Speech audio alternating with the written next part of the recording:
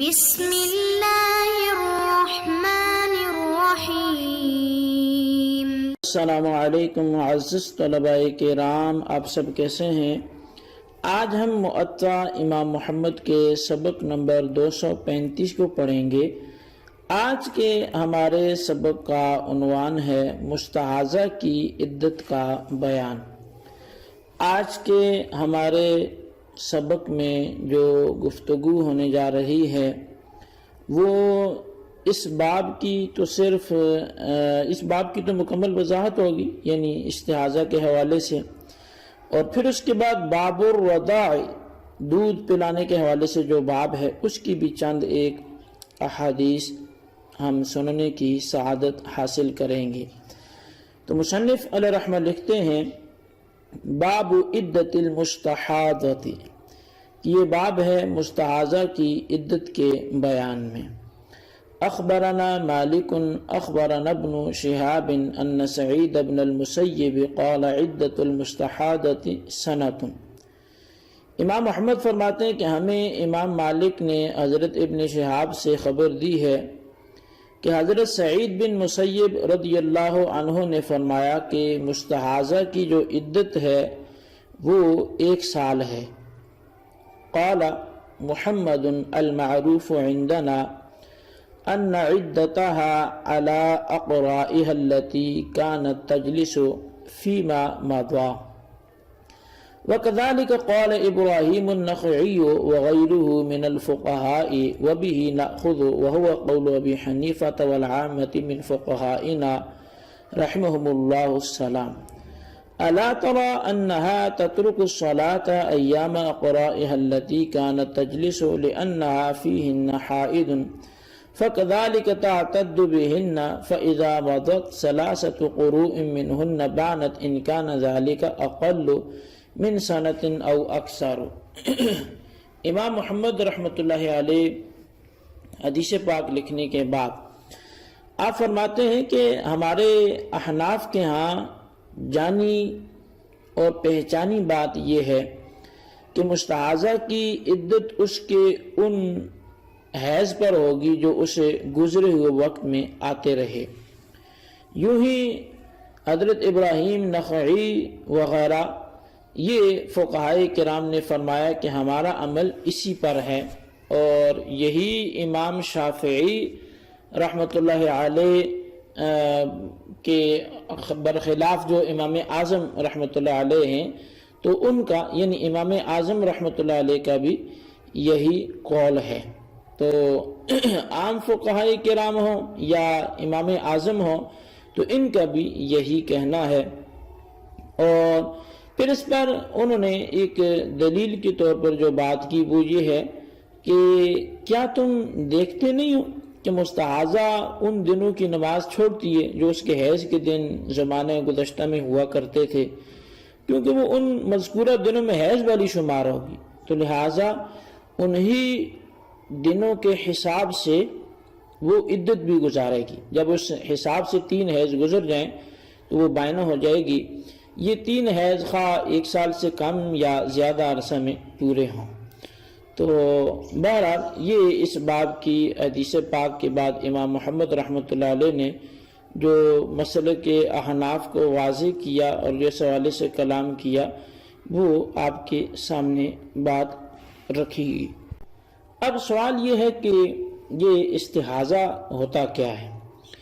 تو اصل میں خون استحاضہ وہ ہے جو کسی بیماری کی بنا پر عورت کو آئے، تو اس کا اخراج جو ہے وہ رحم سے متعلق نہیں ہے، اور یہ خون لگاتار آئے جس سے یہ معلوم نہ ہو سکے کہ یہ حیض کا خون ہے یا بیماری کی وجہ سے یہ خون آیا ہے۔ ایسی عورت کی عدت اگرچہ حضرت سعید بن مسیب رضی اللہ عنہ نے 1 سال بیان فرمائی ہے، لیکن جمہور صحابہ کرام رضوان اللہ تعالی علیہم اجمعین وہ اس مسئلے کے خلاف ہیں۔ مستحاضہ کی عدت مشہور اور معروف قول میں وہ یوں ہے کہ استحاضہ کا لگاتار خون آنے سے قبل دیکھیں گے کہ اس عورت کو زمانہ گزشتہ میں کتنے دن حیض آتا تھا. یعنی مستحاضہ کا مطلب تو اب ایک بیماری ہے کہ اب اس کو خون مسلسل آ رہا ہے، وہ تو اب شروع ہوا نا. تو اس سے پہلے بھی تو اس کے کچھ ایام ہوں گے کہ جو مخصوص ہوا کرتے تھے پورے مہینے میں. تو مثال کے طور پر اسے 8 دن حیض آتا تھا پہلے کے دنوں میں، تو اب اس کے بعد مستحاضہ ہو گئی کہ مسلسل اب خون ہی خون ہے، تو اس کے 8 دن وہ ہر مہینے میں وہ حیض کے شمار کیے جائیں گے. اور یوں 3 مہینوں میں جب وہ 8 دن پورے ہو جائیں تو اس کی 3 حیض مکمل ہو جائیں گے. تو یہ خیر ویسے ایک سمجھانے کے لیے بات کی گئی. تو اب اگر 8 دن حیض آتا تھا، اب اس کے بعد اس کی طہارت کے دن جو ہیں وہ گنے جائیں گے 8 دن کے بعد، بھلے اس کو خون آتا ہو استحاضہ کی وجہ سے. تو اس طرح جب 3 مرتبہ حیض کے دن گزر جائیں گے تو اس کی عدت جو ہے وہ ختم ہو جائے گی، خواہ یہ مدت 1 سال سے کم ہو یا زیادہ ہو. اچھا، اسی طرح مستحاضہ کی عدت گزارنے کی تائید وہ کتب احادیث میں بھی موجود ہے، جو مصنف ابن ابی شیبہ میں حضرت عطا و حکم اور حسن کے حوالے سے فرماتے ہیں کہ مستحاضہ کی عدت اس کے حیض کے دن شمار کر کے ہوگی، کہ تعتد بایام اقرائها، کہ جو اس کے قروء کے ایام تھے، جو حیض کے ایام تھے، تو انہی کے حساب سے اس کی عدت کو شمار کیا جائے گا. اسی طرح حضرت سفیان ثوری رحمۃ اللہ علیہ وہ فرمایا کرتے ہیں، انہوں نے فرمایا کہ مستحاضہ اپنی عدت ان دنوں کے شمار کرنے سے گزارے گی جو اس کے حیض کے دن ہیں. تو اب خلاصہ کلام یہ نکلتا ہے کہ مستحاضہ کی عدت وہ 3 حیض ہی ہوں گے، اور ان کے شمار کرنے کا طریقہ یہی ہوگا کہ استحاضہ کے قبل کی اس کی عادت دیکھی جائے کہ اسے کتنے دن حیض آیا کرتا تھا. اب اسی حساب سے 3 مرتبہ وہ دن گزر جانے پر اس کی عدت جو ہے وہ ختم ہو جائے گی. تو بہرحال یہ استحاضہ اور مستحاضہ کی عدت کے حوالے سے کلام تھا جو آپ نے سماعت کیا. اب آئیے ہم دوسرے باب کی احادیث کی قرات کی طرف بڑھتے ہیں، اور یہ اس فن کا آخری باب ہے، اور اس کے بعد جو ہے وہ قربانی کے حوالے سے ذکر چلے گا. تو اب نکاح کے حوالے سے اس کے بعد یہ باب الرضاع، یہ کس سے نکاح جائز ہے رضائی اور کس سے نہیں، تو یہ نکاح کے حوالے سے آخری باب ہے. اس میں قدر تفصیل ہے، ہم کچھ دروس میں اس کو مکمل کریں گے. تو بہرحال اس کی کچھ احادیث جو ہیں وہ ہم آج پڑھتے ہیں. باب الرضاع، یہ باب دودھ پلانے کے حوالے سے ہے. اخبرنا مالک اخبرنا نافع ان عبد الله بن عمر كان يقول لا رضاعة الا لمن ارضع في الصغر. امام محمد رحمۃ اللہ علیہ فرماتے ہیں کہ ہمیں امام مالک نے خبر دی ہے، اور وہ فرماتے ہیں کہ ہمیں حضرت نافع نے بتایا کہ حضرت عبداللہ ابن عمر رضی اللہ عنہما فرمایا کرتے تھے کہ رضاعت اسی کے لیے ثابت ہے جس نے بچپن میں کسی کا دودھ پیا ہو. اخبرنا مالک اخبرنا عبداللہ بن ابی بکر عن عمرة بنت عبد الرحمن عن عائشة ان رسول اللہ صلی اللہ علیہ وسلم كان عندها وانها سمعت رجلا يستأذن في بيت حفصة. قالت عائشة فقلت يا رسول الله هذا رجل يستأذن في بيتك. قال رسول الله صلى الله عليه وسلم أراه فلانا لعم لحفصة من الرضاعة. قالت عائشة يا رسول الله لو كان عمي فلانا من الرضاعة حيا دخل علي. قال نعم. امام محمد رحمۃ اللہ علیہ اس باب کی دوسری حدیث پاک ذکر کرتے ہیں. فرمایا کہ ہمیں امام مالک نے خبر دی ہے، اور وہ فرماتا ہے کہ ہمیں عبداللہ بن ابو بکر نے عمرہ بنت عبد الرحمن سے یہ خبر دی ہے، اور انہوں نے حضرت عائشہ صدیقہ رضی اللہ تعالیٰ عنہ سے بتایا کہ نبی اکرم صلی اللہ علیہ وسلم ایک مرتبہ ان کے ہاں تشریف فرما تھے، کہ انہوں نے یعنی حضرت عائشہ صدیقہ رضی اللہ تعالیٰ عنہ نے ایک شخص کو حضرت حفصہ کے گھر داخل ہونے کی اجازت طلب کرتے ہوئے سنا. حضرت عائشہ صدیقہ رضی اللہ تعالیٰ عنہ فرماتی ہیں کہ میں نے عرض کیا یا رسول اللہ، یہ شخص آپ کے در دولت میں داخل ہونے کی اجازت طلب کر رہا ہے.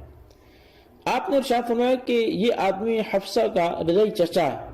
سیدہ عائشہ صدیقہ رضی اللہ تعالیٰ عنہ نے عرض کیا اگر میرا فلاں رضائی چچا آج زندہ ہوتا تو کیا اسے بھی میرے گھر آنے کی اجازت ہوتی؟ تو نبی علیہ الصلوۃ والسلام نے ارشاد فرمایا ہاں اجازت ہوتی۔ اخبرنا مالک اخبرنا عبد اللہ بن دینار عن سلیمان بن یسار عن عائشۃ ان رسول اللہ صلی اللہ علیہ وسلم قال یحرم من الرضاعۃ ما یحرم من الولادۃ۔ امام محمد رحمۃ اللہ علیہ فرماتے ہیں کہ ہمیں امام مالک نے خبر دی ہے، اور وہ فرماتے ہیں کہ ہمیں عبداللہ بن دینار نے حضرت سلیمان بن یسار سے خبر دی، وہ سیدہ عائشہ صدیقہ رضی اللہ تعالیٰ عنہ سے خبر دیتے ہیں کہ رسول کریم صلی اللہ علیہ وسلم نے فرمایا دودھ پینے سے وہ رشتے حرام ہو جاتے ہیں جو ولادت سے حرام ہو جاتے ہیں۔ اخبرنا مالک اخبرنا عبد الرحمن بن القاسم عن ابیہ عن عائشۃ انہا کان يدخل علیہا من ارضعته اخواتها وبنات اخیها ولا يدخل علیها من ارضعته نساء اخوتها۔ امام محمد رحمۃ اللہ علیہ حدیث پاک امام مالک سے روایت کرتے ہیں، وہ فرماتے ہیں کہ ہمیں عبد الرحمن بن قاسم نے اپنے والد سے خبر دی ہے، اور وہ حضرت عائشہ صدیقہ عتیقہ رضی اللہ تعالی عنہ سے خبر دیتے ہیں کہ ان کے ہاں وہ شخص آیا جایا کرتے تھے جنہیں ان کی ہمشیراؤں نے یعنی بہنوں نے اور بھتیجیوں نے دودھ پلایا ہوتا، اور جن کو ان کے بھائیوں کی بیویوں یعنی بھابیوں نے دودھ پلایا ہوتا وہ اندر نہیں آیا کرتے تھے۔ جی طلباء کرام، یہ تھی ہمارے آج کے سبق کی عبارت اور اس کا ترجمہ۔ اب یہ ایک دفعہ ہم اس باب کی حدیث بھی مکمل کریں گے، اور اس کے بعد پھر اس کی باقاعدہ جو توضیح اور تشریح ہوگی اس طرف بڑھیں گے۔ تو چلیے ہم سب سے پہلے اپنے اسباق کو آگے بڑھاتے ہوئے آگے ہمارے جو اسباق باقی ہیں ان کی طرف بڑھتے ہیں، اور آج ہم اپنے سبق کو یہیں پر موقوف رکھتے ہیں۔ اللہ تعالیٰ سے دعا ہے جو ہم نے پڑھا سمجھ سے یاد رکھنے کی توفیق نصیب فرمائے، آمین بجاہ النبی الامین صلی اللہ علیہ وسلم۔